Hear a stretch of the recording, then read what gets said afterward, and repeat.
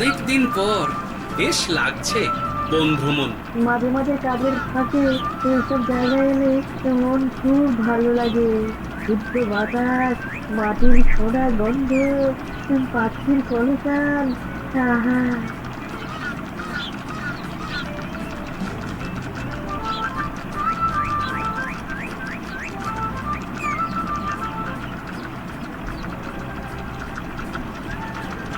মহারাজের রথ থামছে।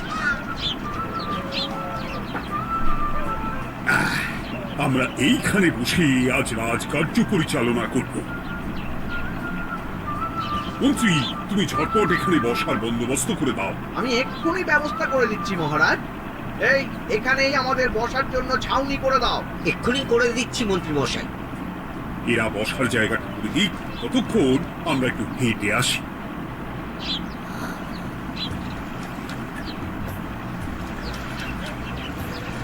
সকালবেলা হাঁটা শরীরের পক্ষে খুব ভালো মহারাজ।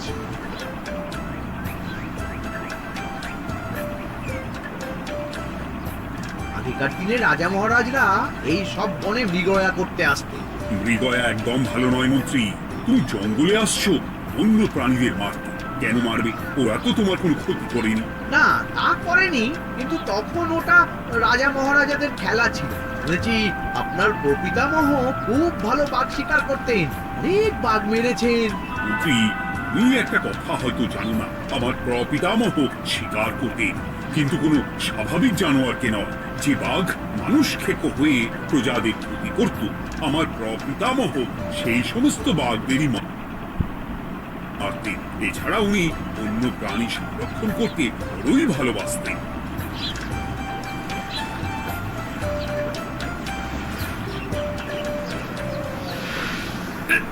উফ, এটা আবার কি? এই এটা আবার কোথা থেকে উড়ে এলো? কোথাও তো ঝড় হাওয়া কিছুই নেই।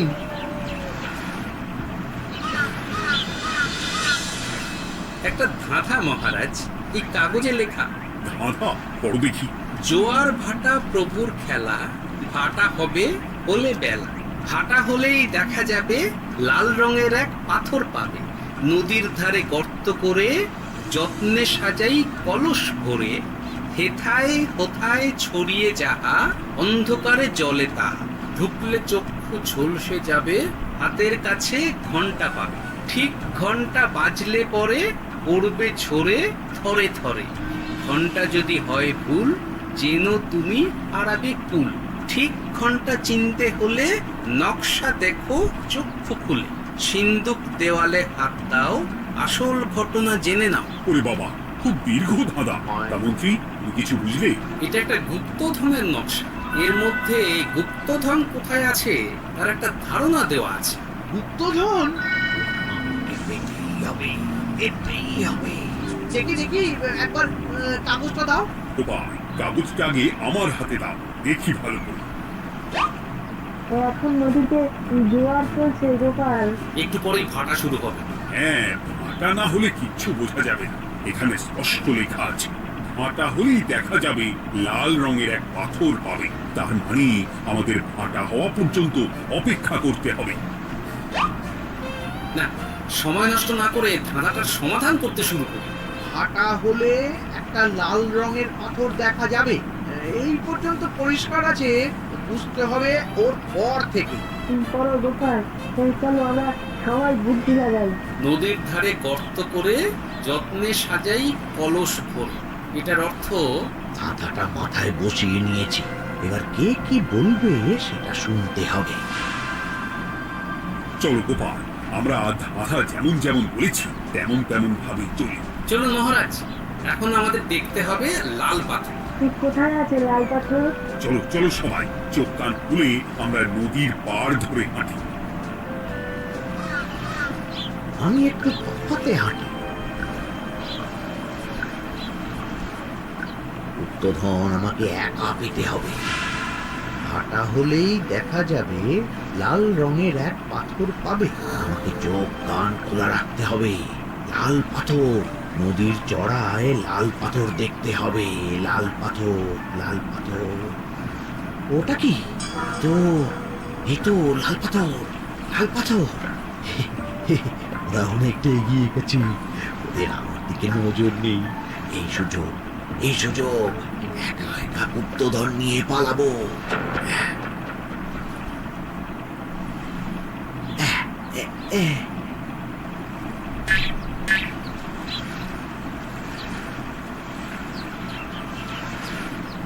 কি গো, আমরা তো হেঁটেই চলেছি, লাল পাথর তো কই দেখতে পাচ্ছি না।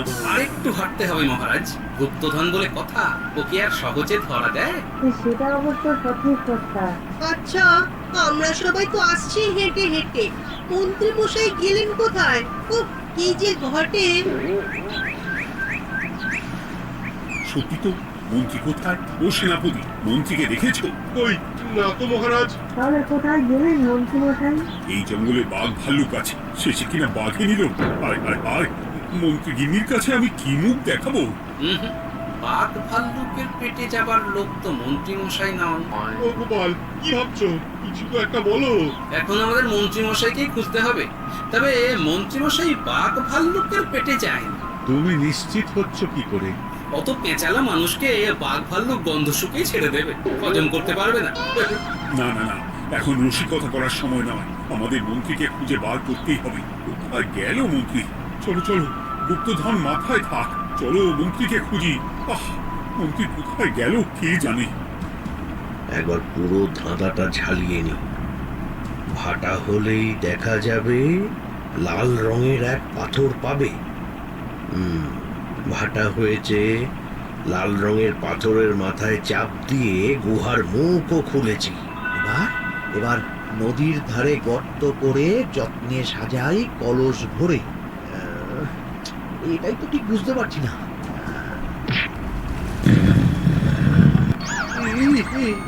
এই রে, এবার কি হবে? হ্যাঁ, মহারাজ, কোথাও একটা আওয়াজ হলো। আওয়াজটা কোন দিক থেকে হলো? চলো সামনে এগিয়ে যাই। আমার মনে হয় আওয়াজটা সামনের দিক থেকে এলো। আমারও তাই মনে হলো। তবে কি মন্ত্রী মশাই লাল পাথরের হদিশ পেয়ে গেছেন? আমাদের চোখে পড়লো না, অথচ মন্ত্রী মশাইয়ের চোখে পড়ে গেল। আসলে আমরা কথা বলতে বলতে গেছি, তাই নজরে পড়েনি। মন্ত্রী মশাই একা একা আমাদের পেছন পেছন আসছিলেন। উনি ইচ্ছে করেই আমাদের পেছনে পেছনে আসছিলেন। এই যে একা গুপ্তধন নিয়ে যেতে চেয়েছিলেন, এখন কোথায় আছেন কে জানে।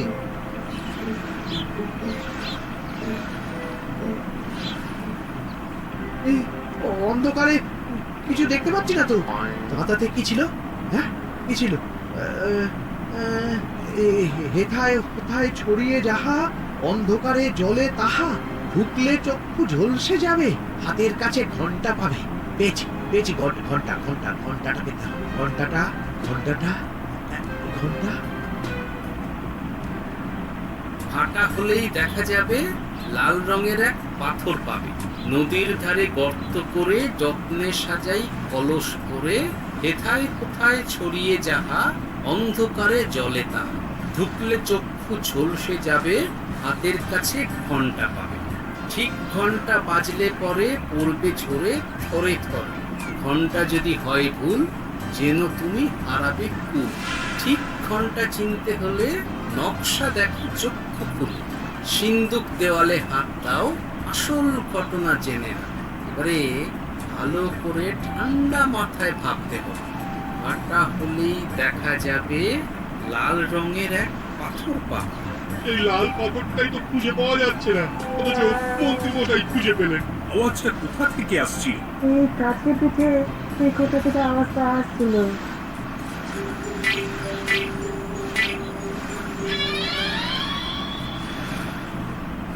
এই তো, এটাই মনে হয় সেই লাল পাথর। একটু নাড়িয়ে চাড়িয়ে দেখি তো কিছু হয় কিনা।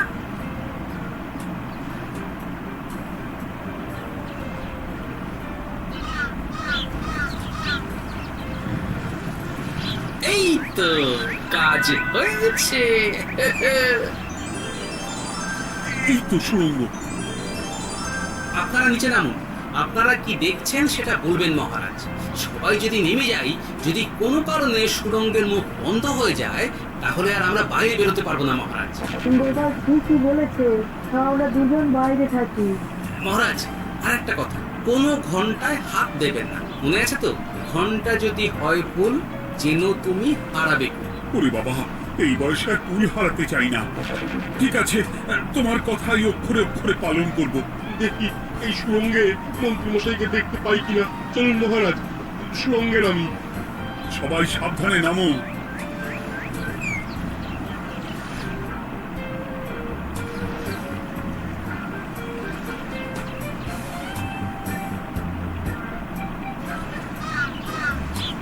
মহারাজ, ওখানে কি কি দেখতে পাচ্ছেন?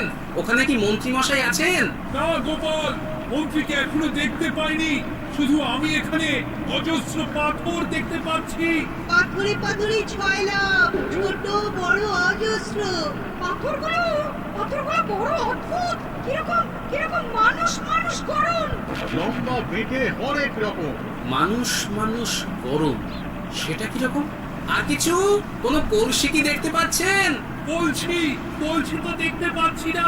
মহারাজ, কলসি থাকতেই হবে, কারণ ধাঁধায় লেখা আছে নদীর ধারে যত্ন করে যত্নে সাজাই কলস ভরে। গর্তটা আসলে হলো সুড়ঙ্গ, কিন্তু কলস। মহারাজ, মহারাজ, এইদিকে এইদিকে একটা কলসের মতো কি যেন আছে। এইদিকে আসুন, এদিকে এদিকে। হ্যাঁ গোপাল, দেখতে পেয়েছি। এবার আমি যেরকম যেরকম বলবো সেই রকম সেরকমই করবেন। আমি বিজ্ঞানীকে নদী থেকে জল তুলে পাঠিয়ে দিচ্ছি। পাত্র কোথায় পাবে? আমাদের জল খাবার যে পাত্র আছে সেটা আনতে লোক পাঠাচ্ছি। ঠিক আছে। শুধু একটা কথা বলছি, আপনারা কেউই সুড়ঙ্গের ভেতরে কোনো কিছুতে হাত দেবেন না। কেন গোপাল? সব পরে বলবো, এখন আমি যা বলছি সেটা শুধু মনে রাখুন। সুড়ঙ্গের ভেতরে কিছুতে হাত দেবেন না। ঠিক আছে। প্রহরী, তুমি যাও, যেখানে আমাদের বসবার আয়োজন করা হয়েছে সেখানে গিয়ে একটা জলের পাত্র নিয়ে নদী থেকে জল ভরে নিয়ে এসো। গোপাল, মন্ত্রীমশাই কোথায় গায়েব হয়ে গেলেন? কোথাও গায়েব হয়ে যাননি বিজ্ঞানী, কোথাও গায়েব হয়ে যাননি। উনি ওই সুড়ঙ্গের ভেতরেই আছেন। কিন্তু কেউ তো ওনাকে দেখতে পাননি। সম্ভবত পাথর হয়ে আছে। এখন কিভাবে পাথর হয়েছেন সেটা তো আমি বলতে পারবো না। সবটাই স্বপ্নের মতো লাগছে। এই যেন স্বপ্নের মতো লাগছে। এই জীবনে সুরঙ্গ দর্শন হয়ে গেল। আমাদের পাতাল প্রবেশ। পাতালে আসিয়া আমি মনে মনে বলি, গুপ্তধন নিয়ে আমরা যেন সৎ পথে চলি। তোমার এখনো কাব্য আসছে সভাপতি। আসছে মানে কাব্যের সাথে আছে রোমাঞ্চ, করছে গা শিরছি, হচ্ছি আমি অধীর। মহারাজ, জল দিয়ে বিজ্ঞানীকে পাঠাচ্ছি। কি করতে হবে বিজ্ঞানীকে সব বলে দিয়েছি। তুমি ভেতরে আসবে না? আসবো ঠিক সময়ে। এখন আমি যেমন যেমন বলবো আপনি ঠিক তেমন তেমন করবেন। ঠিক আছে। বিজ্ঞানী, যেমন যেমন বললাম ঠিক তেমন তেমন ভাবে কলসিকে জল দিয়ে পরিষ্কার করবে। মনে রেখো, ধাঁধায় আছে কলসি সাজাই যতন করে। তুমি একটা কথা মনে রেখো বিজ্ঞানী, কোথাও হাত দিও না কিন্তু। ঠিক আছে গোপাল, তোমার উপস্থিত বুদ্ধি তুলনা নেই। আমি যাচ্ছি গোপাল। সাবধান সাবধানে। মহারাজ, বিজ্ঞানী যাচ্ছে। সাবধানে নামো, সাবধানে। মহারাজ, সে কলসিটা কোথায়? ওই তো, একটু সাবধানে যাও।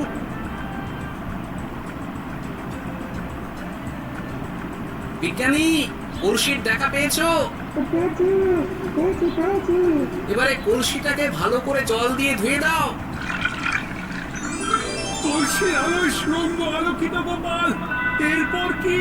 ভালো করে দেখুন মহারাজ, কোথাও ঘন্টা দেখতে পাচ্ছেন কিনা। ঘন্টা? একটা তো নয়, সার সার ঘন্টা, অনেকগুলো ঘন্টা। সাবধান, ঘন্টায় হাত দেবেন না, শুধু দেখুন।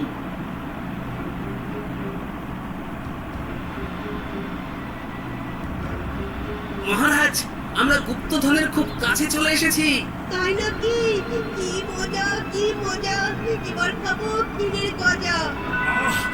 কবি চুপ করো, এখনো আমরা গুপ্তধন পাইনি।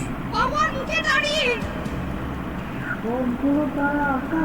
বিজ্ঞানী, কোন ঘন্টায় চাঁদের নকশা করা আছে কি? একটু দেখে বলো না। আমি আতসকাচ নিয়ে দেখছি, সব ঘন্টাতেই তারা আঁকা। খবরদার, কোনো ঘন্টাকেই ছোঁবে না। ঠিক আছে, কোনো কিছু না ছুঁয়ে আমি দেখছি। পেয়েছি গোপাল, 4 ঘন্টা পেয়েছি। ওই ঘন্টাটা বাজাও, বাজাও।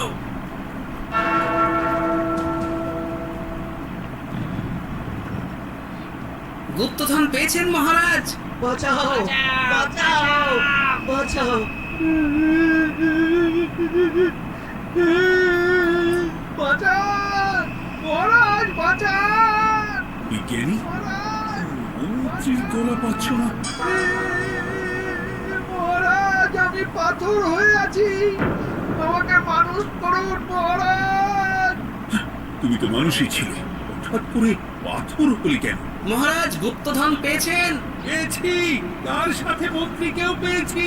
মন্ত্রী এইখানে কোথাও পাথর হয়ে দাঁড়িয়ে আছে। দাঁড়ান মহারাজ, এবার আসছি। সাবধানে এসো। আমি ভেতরে যাচ্ছি, বুঝলে? যদি কোনো কারণে দেখো পাথরটা গুহার মুখটা আটকে দিয়েছে, অমনি তোমাদের কাজ হলো পাথরটাকে ছুঁয়ে ফেলা, বুঝলে? ঠিক আছে গোপাল দাদা, আমার মনে হয় বিপদ আর কিছু ঘটবে না। ও সাবধানের তো মান নেই। ঠিক আছে, তুমি নিশ্চিন্তে ভেতরে যাও। বাঁচাও, আমাদের বাঁচাও, আমাদের সবাইকে মানুষ করুন, আমাকে মানুষ করুন মহারাজ। আপনাকে তো মানুষ করা হবে মন্ত্রী মশাই। আগে বলুন, আপনি পাথর হলেন কি করে? ও, মনে পড়েছে, ধারা শেষ লাইন। সিন্দুক দেওয়ালে হাত দাও, আসল খবর জেনে নাও। সত্যি গোপাল, তুমি না থাকলে এই এত কিছু আমাদের সবার কাছে অজানাই থেকে যেত।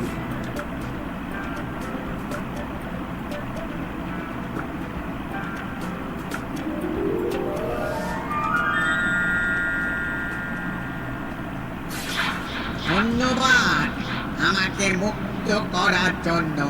আপনি কি? আমি যক্ষ। আমাকে এই ধন সম্পত্তি পাহারা দেওয়ার জন্য এক ডাকাত দলের সর্দার যক্ষ করে রেখেছিল।